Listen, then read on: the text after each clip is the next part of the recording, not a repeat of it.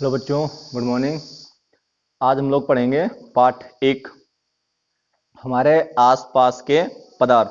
हमारे आसपास में बहुत सी वस्तुएं होंगी जिनको हम लोगों ने अच्छे से देखा भी होगा, जैसे कि घर में टीवी देखते हो, रिमोट, बुक, पेन, पेंसिल, रबड़, ठीक है ना। यहाँ तक खाने की जितने भी सामग्री हैं, और आपने पेड़ पौधे भी देखे हैं। तो जितने भी आपने देखे सभी वस्तुएं हमारी क्या हैं? पदार्थ हैं, हमारे आसपास ही हैं। और उन्हीं आसपास जो हमारी जो वस्तुएं हैं उन्हीं को हम पदार्थ कहते हैं, और उन्हीं के बारे में हमें चर्चा करनी है, ठीक है ना। तो पहला हमारा पॉइंट क्या है? पदार्थ। पदार्थ, इसको द्रव्य भी बोलते हैं, इंग्लिश में बोलते हैं मैटर। मैटर। पदार्थ क्या होता है? अगर हमसे कोई डिफिनेशन पूछे कि हम कैसे पहचानेंगे कि यह पदार्थ है या नहीं है, तो दो बातें याद रखनी है आपको। हमने आपसे कहा कि यह क्या पदार्थ है, तो आप नहीं बता सकते कि है या नहीं है, क्योंकि आपको इसके बारे में जानकारी नहीं है। तो पहले बात सुनो और समझो, फिर बताना कि समझ में आया या नहीं। पदार्थ वे होते हैं जिनका कुछ ना कुछ भार हो। भार मतलब वजन, कितने किलोग्राम का है, कितने ग्राम का है, वजन होना चाहिए। दूसरा पॉइंट है वो स्थान घेरता हो। जैसे कि मैं यहां पे खड़ा हूं, तो मैंने जहां पे मैंने जगह पर खड़ा हूं वहां पे मैंने उतनी जगह घेर रखी है। अब यहां पे कोई दूसरा व्यक्ति नहीं खड़ा हो सकता है, पास में खड़ा हो जाएगा, लेकिन जहां मैं खड़ा हूं वहां पे कोई नहीं खड़ा हो सकता, क्योंकि मैंने उतना स्थान घेर लिया। मेरा कुछ द्रव्यमान भी होगा, भार भी होगा, वजन भी होगा, भले मैं 2 किलो का हो तो इसलिए मैं क्या हूं? एक पदार्थ हूं। चाक है, वेट होगा, भार होगा, स्थान भी घेरती है, पदार्थ है। हाथ में पेन, आप लिख रहे होंगे, पेन है आपके हाथ में, द्रव्य, पदार्थ, जो भी बोलना चाहो।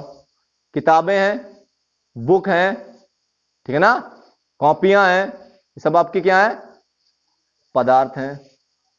तो डिफिनेशन क्या हुई? वे सभी वस्तुएं जो स्थान घेरती हैं और जिनमें द्रव्यमान होता है या जिनका द्रव्यमान होता है, पदार्थ कहलाती हैं। लिखते हैं, वे सभी वस्तुएं जो स्थान घेरती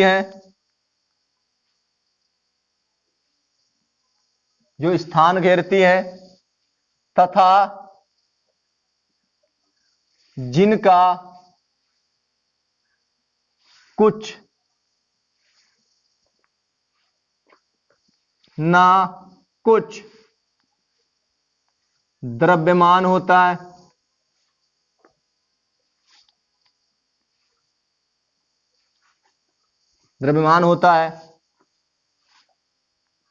पदार्थ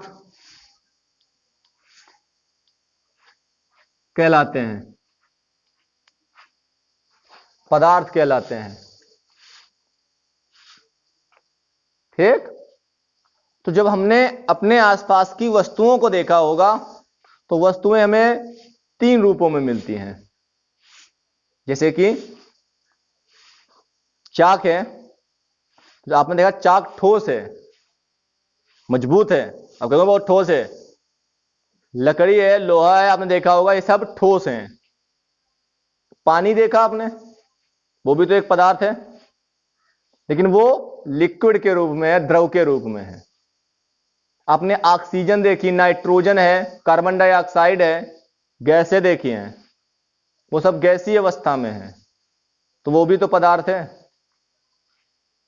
तो यहां पर पदार्थ जो है 3 रूपों में पाया जाता है, या पदार्थ की 3 अवस्थाएं होती हैं। होती तो 5 हैं, लेकिन वो जो 2 हैं वो आपके पढ़ना नहीं है, मतलब आपको पढ़ाया भी नहीं जाता है। चाहे हम इंटर की बात करें तो वो 3 ही चलती हैं, ठोस, द्रव, गैस।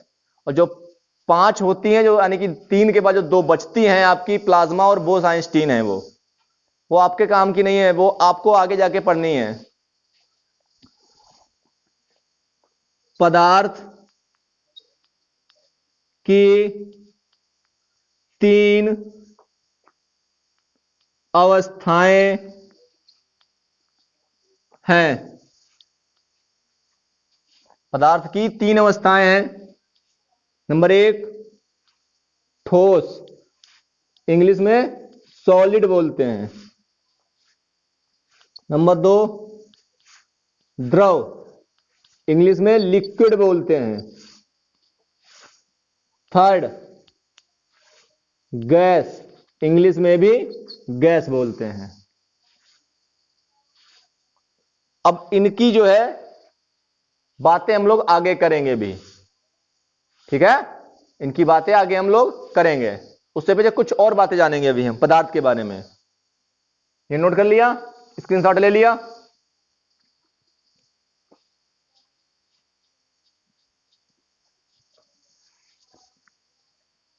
आगे देखिए, आगे समझिए। तो आपको समझ में आया कि पदार्थ कौन कौन है? हाँ, अच्छा।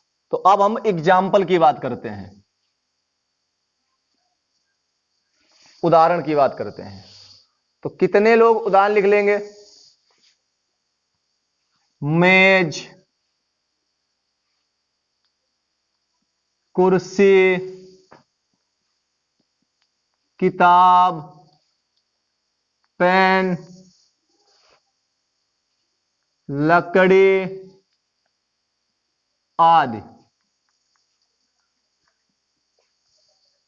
लेकिन कम से कम आप लोग जो है होमवर्क में 30 पदार्थ लिख के भेजना हमको। 30 से कम नहीं लिखना, ये आपका होमवर्क है। आपके जो आसपास वस्तुएं हैं वही लिखनी है आपको 30। इसके बाद में अगली हेडिंग है आपकी पदार्थ के कणों की विशेषताएं। पदार्थ के कणों की विशेषताएं।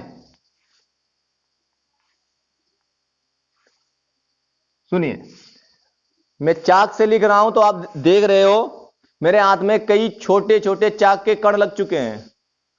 ये पदार्थ ही तो था।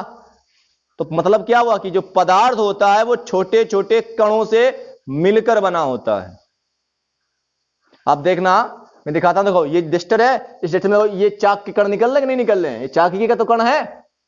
तो चाक एक पदार्थ है, तो इससे स्पष्ट है कि चाक एक पदार्थ है, मतलब ये कणों से मिलकर बनी है।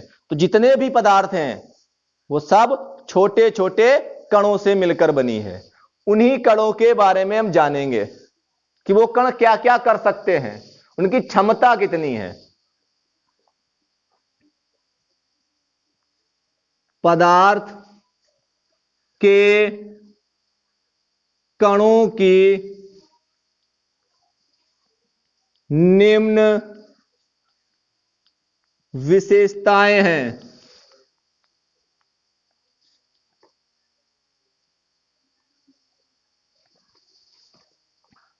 पहली विशेषता ध्यान समझना, पहले लिखाऊंगा फिर समझाऊंगा, दोनों साथ में।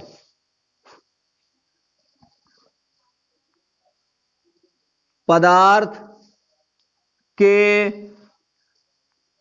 कणों के बीच रिक्त स्थान होता है। पदार्थ के कणों के बीच रिक्त स्थान होता है। कैसे कैसे हमें पता चले स्थान है या नहीं है कणों के बीच? चलिए एक पदार्थ लेते हैं,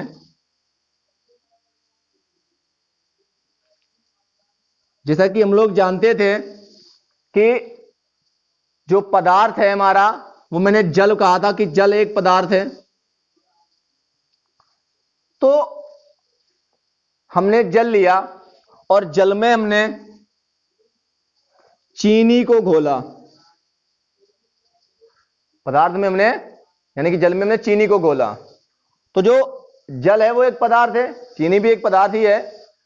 तो जब हमने चीनी को जल में घोला तो आपने देखा कुछ समय के बाद जल में चीनी दिखना बंद हो जाती है, चीनी गायब हो जाती है, दिखाई नहीं देती है। क्यों? आप देख रहे हो मेरे हाथ पे ये जगह खाली है, मैंने रखा, इसके ऊपर दूसरा हाथ रख दिया, क्या चाक दिखाई दे रही है? नहीं दिखाई दे रही है। क्यों? क्योंकि इस हाथ और इस हाथ के बीच में ये जगह खाली है, बीच में जगह खाली है, इसलिए जो चाक थी इसके अंदर चली गई, जगह वो छुप गई। तो ऐसे ही जल जो पदार्थ है हमारा जल, उस जल के कणों के बीच में खाली जगह होती है जिसमें चीनी के कण जाके छिप गए, जो हमें दिखाई नहीं देते हैं। और अगर यहां पर मान लीजिए जगह नहीं होती तो ये यहां पे छुप भी नहीं पाती। जैसे कि मान लीजिए मैं यहां पे बंद कर दूं इसको, अब यह जगह तो है नहीं, तो जब ये चाक आएगी रखूंगा तो ये ऊपर रहेगी, मुझे दिखाई दे रही है, देखो, क्योंकि अंदर जगह ही नहीं है। और अगर जगह होगी तो ये अंदर चली जाएगी, अंदर चली जाएगी तो दिखाई नहीं देगी। तो यहां पे जल के कणों के बीच खाली जगह है, रिक्त स्थान है, इसीलिए चीनी के कण उसमें जाकर छिप जाते हैं। बात क्लियर है ना? बिल्कुल स्पष्ट है। इसीलिए कहा गया है कि पदार्थ के कणों के बीच रिक्त स्थान होता है। सेकंड नंबर, सेकंड पॉइंट है पदार्थ के कण निरंतर गतिशील होते हैं।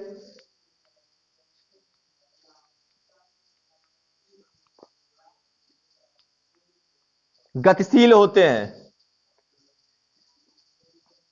समझिए। आप जानते हैं कि गैस क्या है? एक है, पदार्थ है। तो जब आप परफ्यूम डालते हैं अपने शर्ट पे या अपने हाथ पे, तो वो क्या होता है? आप एक कमरे में एक कोने में खड़े होकर डालते हैं या एक जगह पे खड़े होकर डालते हैं, लेकिन उसकी जो खुशबू है, स्मेल है, वो पूरे उस कमरे में फैल जाती है। फैल जाती है क्यों? क्योंकि आप जब परफ्यूम को अपने ऊपर डालते हैं तो वहां से देखना आप एक गैस सी निकलती है, एक लिक्विड से निकलता है। वो गैस जाके जो है, जो कण होते हैं उसके, वो एक जगह स्थिर नहीं रहते हैं, इधर उधर गति करते रहते हैं। ठीक है ना? वो कण जो है पूरे कमरे में फैल जाते हैं क्योंकि गति कर रहे हैं। इसीलिए जो है हम यहां पे खड़े होकर परफ्यूम डालते हैं और उस पूरे कमरे में उस परफ्यूम की गंध फैल जाती है या खुशबू फैल जाती है। ऐसा क्यों? क्योंकि पदार्थ के कण गतिशील होते हैं। थर्ड पॉइंट देखिए, पदार्थ के कण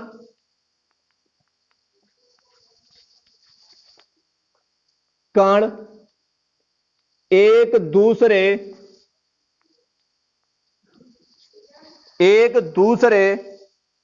को आकर्षित करते हैं,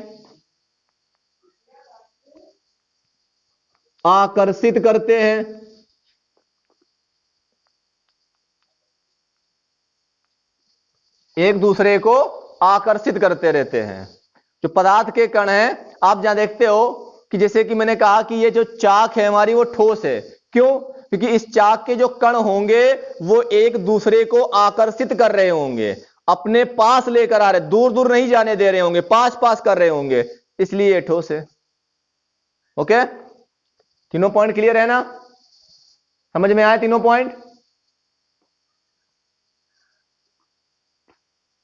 नोट कर लीजिए, स्क्रीनशॉट ले लीजिए इसका। समझ में आ गया? इसके बाद में हम लोग आगे पढ़ेंगे पदार्थ की जो अवस्थाएं थी, उन अवस्थाओं के बारे में हम चर्चा करेंगे। कौन कौन सी अवस्थाएं थी? ठोस, द्रव, गैस। इसके बारे में चर्चा हम लोग अगले वीडियो में करेंगे।